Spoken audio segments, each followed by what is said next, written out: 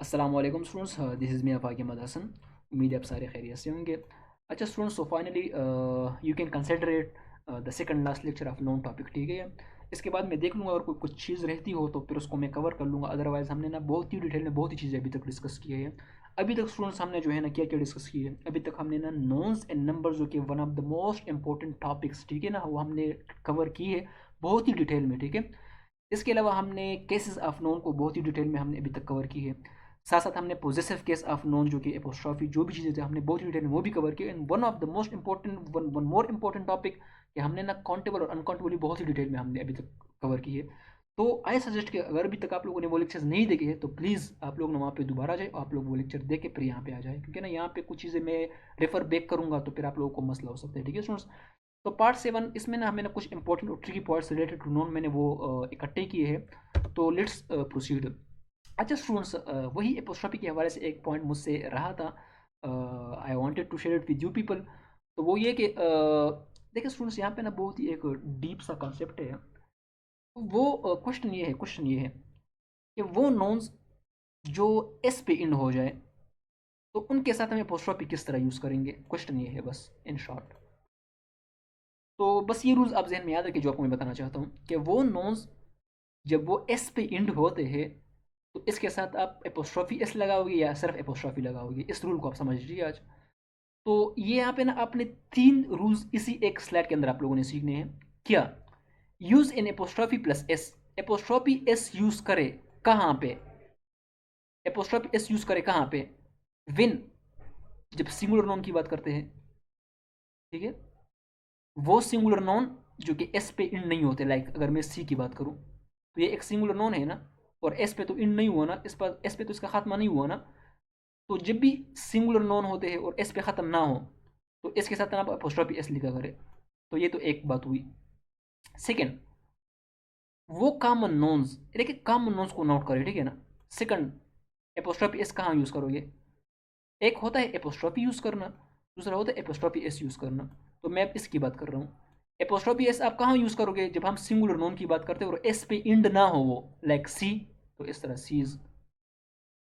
Second, common नोन्स, अगर common नोन्स S पे end हो जाए, ठीक है, अगर वो एस पे इंड हो जाए, ठीक है, तो इनके साथ भी आपने एपोस्ट्रॉफी एस यूज़ करनी है। ये सेकंड रूल हमारा हो गया, ठीक है। थर्ड, अगर इरेगुलर प्लूरल नोन्स हो, by irregular plural noun I mean जो हम एस ओ एस के थ्रू प्लूरल नहीं बनाते, लाइक अगर मैं कहूँ कि चिल्ड्रन, ठीक है, अगर मैं कहूँ कि वोमेन सिंगुलर है और वोमेन प्लूरल है, तो इसमें एस ई एस हमने ऐड नहीं किया लेकिन फिर भी ये प्लूरल बन गया, तो इसको हम कहते हैं इरेगुलर प्लूरल नोन्स। तो इरेगुलर प्लूरल नोन्स के साथ भी जो है ना हम क्या करते हैं, जब हम इसको पोजिशन शो करना चाहते हैं ना इस तरह के नोन्स की, तो फिर भी हम एपोस्ट्रॉफी एस यूज़ करते हैं। कहने का मतलब ये है कि हम एपोस्ट्रॉफी एस कहाँ यूज़ करते हैं? एपोस्ट्रॉफी एस हम सिंगुलर नोन्स के साथ यूज़ करते हैं, हम कॉमन नोन्स के साथ यूज़ कर सकते हैं। वो कॉमन नोन्स अगर वो एस पे इंड हो जाए तब भी हम एपोस्ट्रॉफी एस यूज़ करेंगे, और वो इरेगुलर प्लूरल नोन्स उसके साथ भी हम एपोस्ट्रॉफी एस यूज़ कर सकते हैं, ठीक है स्टूडेंट्स। अच्छा, ये तो इसकी बात हो गई। मैंने इसकी भी बात की थी ना कि एक एपोस्ट्रॉफी भी होता है, ये भी पोजीशन शो करता है। तो ये तो हमें एपोस्ट्रॉफी एस की बात की। अब एपोस्ट्रॉफी कहाँ यूज़ होता है? जब भी प्रॉपर नाउन्स हो, क्या हो? जब भी प्रॉपर नाउन्स हो, ठीक है, प्रॉपर, और वो एस पे इंड हो जाए, ठीक है, किस चीज़ पे इस इंड हो जाए? एस पे इंड हो जाए, तो फिर हम एपोस्ट्रॉफी लगाएंगे, फिर एपोस्ट्रॉफी एस नहीं लगाएंगे। इससे पहले मैंने बताया कि जब भी कॉमन नाउन हो और एस पे इंड हो जाए फिर भी हम एपोस्ट्रॉफी एस यूज़ करेंगे, ठीक है स्टूडेंट्स। और यहाँ पे मैं बात कर रहा हूँ कि सिर्फ एपोस्ट्रॉफी हम कहाँ यूज़ करेंगे? जब प्रॉपर नाउन इंड हो जाए एस पे, तब हम सिर्फ एपोस्ट्रॉफी यूज़ करेंगे, ठीक है स्टूडेंट्स। अच्छा, अब मैं बात करता हूँ।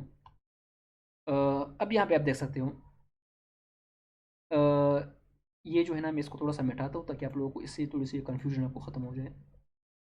तो जो कुछ मैंने कहा कि उम्मीद है कोई चीज़ समझ आए। अब देखते हैं कि कुछ एग्जांपल्स इस पे सॉल्व करते हैं। स्टूडेंट्स, आप यहाँ पे देख सकते हो, अगर मैं इस एग्जांपल को उठा लूँ पहले, कौन से एग्जांपल्स को, कौन से एग्जांपल को अगर मैं उठा लूँ, अगर मैं इस एग्जांपल को उठा लूँ सी, और इसका मैं पोजीशन शो करना चाहता हूँ, तो क्या लगाऊंगा? एपोस्ट्रॉफी एस, क्योंकि मैंने यहाँ पे आपको तीन रूल्स का बताया। अगर मैं टाइग्रस उठाऊँ, तो टाइगर्स क्या है? क्या ये कोई प्रॉपर नोन है? कौन कहता है कि ये प्रॉपर नोन है? आप सारे कहते हो कि ये कॉमन नोन है, ठीक है, तो यस ये कॉमन नोन है। तो इसके साथ भी हम एपोस्ट्रॉफी एस यूज़ करेंगे, ठीक है, हालांकि इंड एस पे हुआ है कि एस पे ख़त्म हुआ है, लेकिन ये कॉमन नोन है। और इरेगुलर नोन, अगर मैं वोमेन की बात करूँ तो इसके साथ भी अगर हम उसका पोजिशन शो करना चाहते हैं ना, पोजिटिव फॉर्म, वो भी एपोस्ट्रॉफी एस से यूज़ करेंगे। तो ये 3 एग्जाम्पल आपको समझ आया। नेक्स्ट मैं किसी प्रॉपर नोन का लेते हूँ, टेक्सास। टेक्सास का नाम सुना है ना? मुझे पता है आप सबका दिल कर रहा है टेक्सास जाने का। यूएसए, ये यार ये ऐसे से पता नहीं कितने मुकद्दस अल्फाज तो नहीं कह सकते, लेकिन अच्छे अल्फाज है यार, वैसे इतने बुरे भी नहीं लगते। वैसे कभी मौका आप लोग, चलो सपोज अगर आपको मैं मौका दूँ यूएसए जाने का इस तरह, तो आप लोग क्या वो मौका मिस करोगे? यार ना, मेरा तो वैसे बिलीव ये है ना कि जो पाकिस्तानी चले गए ना बाहर ममालिक की तरफ, तो जिनके पास पैसे थे वो तो चले गए, लेकिन जो यहाँ बैठे हैं ना, अगर वो नहीं जा सकते ना, तो उनमें से 90% लोगों का रीज़न ये है कि उनके पास पैसे नहीं है। मतलब कहने का मतलब ये कि 95% लोग चाहते हैं कि वो यहाँ से चले जाए। तो यार ये हमारी क्या कह सकते हैं, बस अल्लाह करे यार, क्या कह सकते हैं, क्या कह सकते हैं, चलो टीच ही कर सकते हैं। मैं आप लोगों को ये चीज़ें समझा सकता हूँ, इससे कुछ ना कुछ हम कर सकते हैं as a volunteer. You know better कि इसके हमें कुछ पैसे नहीं मिलते। तो जब भी हम प्रॉपर नोन हो, अगर वो एस पे इंड हो, अगर जब भी प्रॉपर नोन हो और वो एस पे इंड हो, तब जो है ना हम एपोस्ट्रॉफी एस यूज़ करेंगे। और जब भी कॉमन नोन हो और वो एस पे इंड हो जाए, तब जो है ना हम क्या यूज़ करेंगे, हम सिर्फ और सिर्फ एपोस्ट्रॉफी एस यूज़ करेंगे। ओए शिट यार, कितनी बड़ी मिस्टेक मैंने की यार, आप लोग ना मुझे पता नहीं कहाँ से कहाँ लेके चले गए मुझे। Sorry sorry sorry, let me repeat it again.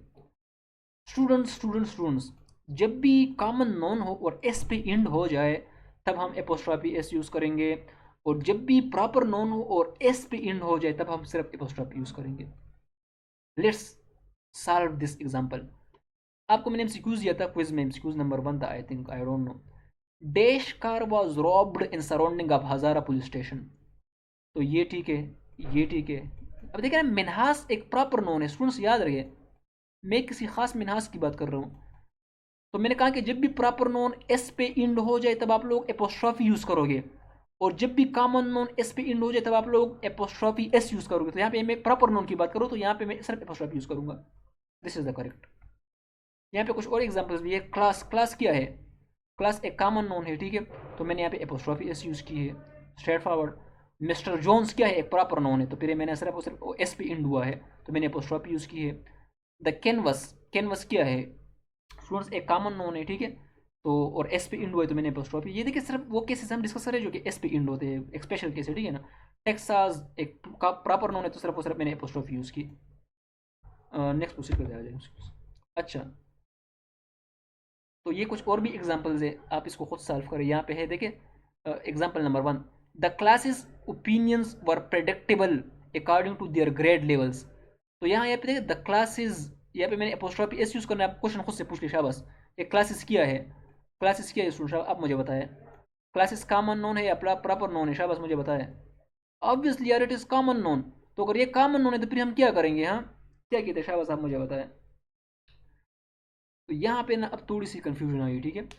अब देखिए स्टूडेंट्स, अगर मैं ये कहूँ कि द क्लासेस और पे मैं एक अपोस्ट्रोफी एस और भी यूज़ करूँ, तो पता नहीं ये किस तरह अजीब वर्ड बनेगा। तो कुछ कभी कभार आप लोगों ने जो है ना, कभी कभार आप लोगों ने अपने सेंस से भी काम लेने हैं, ठीक है स्टूडेंट्स। कभी कभार आप लोगों ने अपने सेंस से भी काम लेना है। इतने सारे एस अपोस्ट्रोफी ये चीज़ें आप लोग यूज़ नहीं कर सकते। तो फिर इस केस में जो है ना, आप लोग सिर्फ और सिर्फ अपोस्ट्रोफी एस यूज़ करें, ठीक है स्टूडेंट्स। सिर्फ और सिर्फ अपोस्ट्रोफी यूज़ करें, फिर यहाँ पे एस लगाना गलत है। अब अगर मैं कहूँ कि काफ़ी सारे एस और एपोस्ट्रोफी एस भी इकट्ठा करो, एक अजीब सा एक कम्प्लिकेशन बन जाए, तो इस तरह की चीज़ों को आप अवॉइड किया करें। आप सिंस यूज़ किया करें कि ये गलत है यहाँ पे, ठीक है। तो यहाँ पे द क्लास इस तरह के ना बहुत गलत है। यहाँ पे सिर्फ आप एपोस्ट्रोफी यूज़ करें, शॉर्ट बस। कहने का मतलब अगर इस तरह कोई वर्ड देखिए, हालांकि है कॉमन नॉन, लेकिन फिर भी जो है ना, हमने क्या यूज़ किया, फिर भी हमने सिर्फ एपोस्ट्रोफी यूज़ की। ये जस्ट एक एक्सेप्शन को समझ सकते हो, ठीक है। बॉस क्या है? Boss, this is a common known, तो देखिए हमने एपोस्ट्रोफी एस यूज़ की है, अभी ये रूल के मुताबिक है। बस क्या है? कॉमन नोन है, तो देखिए हमने एपोस्ट्रोफी एस यूज़ की है। क्रॉसिस क्या है? एक कॉमन नोन है। अब ये यहाँ पे ना क्रॉसिस, ये भी जो है ना, अगर ये भी क्लास वाला केस है।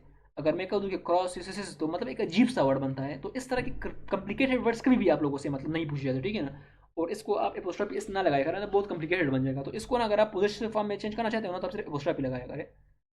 ये मैं उन वर्ड्स की बात करता हूँ जो कि एस पे इंड होते हैं और कॉमन नोन्स भी होते हैं, लेकिन फिर भी हम एपोस्ट्रॉफी लगाते हैं, एपोस्ट्रॉफी एस नहीं लगाते, हालांकि रूल के खिलाफ है। लेकिन क्यों? क्योंकि फिर ये एक जंबल बन जाएगा, एक कम्प्लिकेट, पता नहीं, एक अजीब सी चीज़ बन जाएगी, ठीक है ना, कंबरसन टाइप वो बन जाएगा। तो इसको अवॉइड करने के लिए ना आप ये एक्सेप्शन आप याद रखें। अब ये क्या है, लेगस एक प्रॉपर नोन है, तो रूल के मुताबिक एपोस्ट्रॉफी यूज़ करेंगे, देख रहे हो।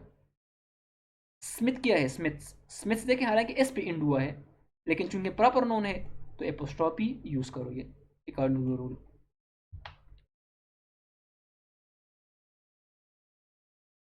चलिए स्टूडेंट्स, नेक्स्ट स्लाइड की तरफ प्रोसीड करते हैं। हाँ, ये जा क्यों नहीं रहा। अच्छा अच्छा अच्छा, ये स्टूडेंट आप लोगों को मैंने एक एमसीक्यूज क्विज में दिया था, लेकिन पता नहीं काफ़ी सारे बच्चों ने सवाल किया था यार।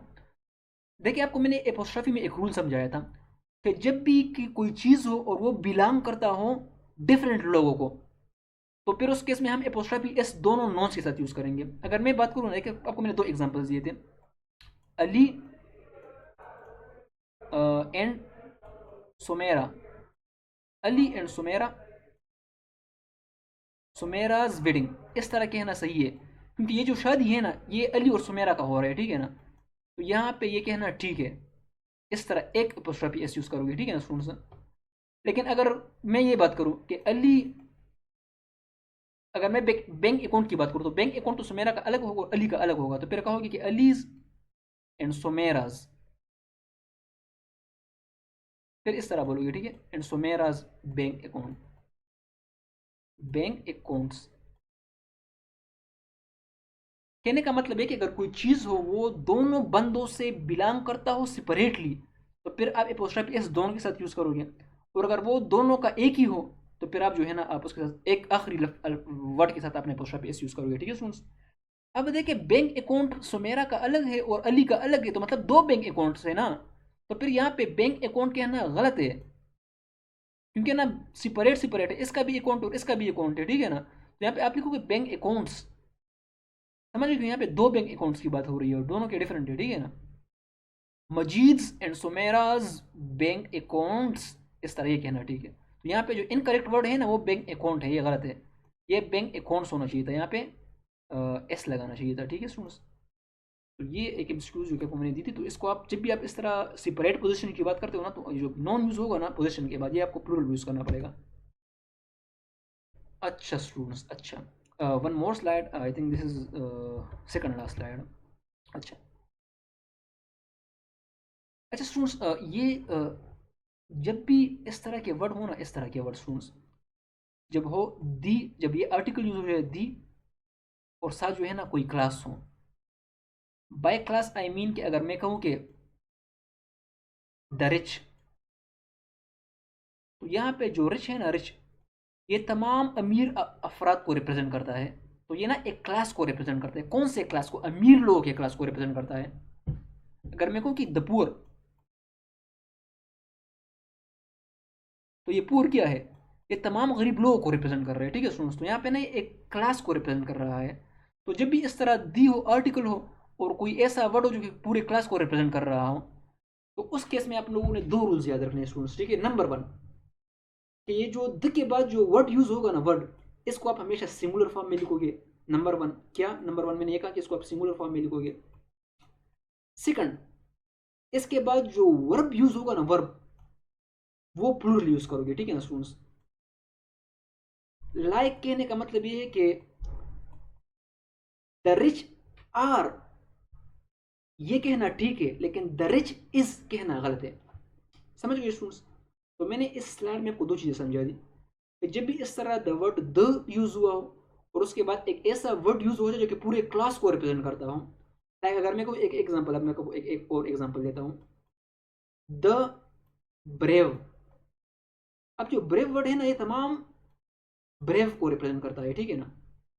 तो इसके बारे में आप लोगों ने दो चीजें याद रखनी है।